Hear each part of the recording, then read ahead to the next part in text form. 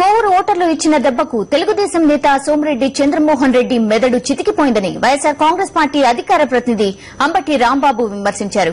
సోమిరెడ్డి వ్యంగ్యాస్త్రాలకు అంబటి ధీటుగా సమాధానమిచ్చారు.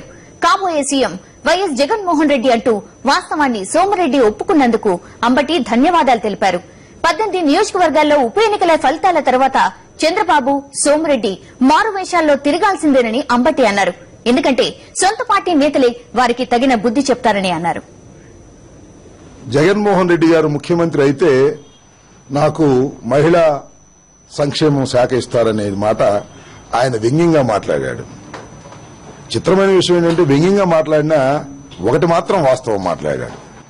జగన్మోహన్ రెడ్డి గారే కాబోయే ముఖ్యమంత్రి, మా చంద్రబాబు కాబోయే ముఖ్యమంత్రి కాదు అనే వాస్తవాన్ని అంగీకరించినందుకు వారికి ప్రత్యేకమైన ధన్యవాదాలు తెలియజేస్తున్నా. అయితే మాకే శాఖలు ఇస్తారని వ్యంగ్యంగా ఆయన మాట్లాడాడు. ఆ వ్యంగ్యం చూస్తుంటే నాకు అనిపిస్తుంది ఏంటంటే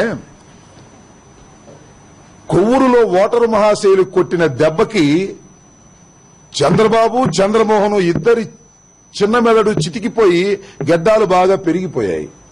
మళ్ళా రేపు 18 నియోజకవర్గాల్లో వెలువడేటటువంటి ఫలితాలు చూసిన తరువాత ఈ చంద్రబాబు చంద్రమోహన్ ఇద్దరు గెడ్డాలు గీయించుకొని మారువేషంలో తిరగవలసిన అవసరం వస్తుంది.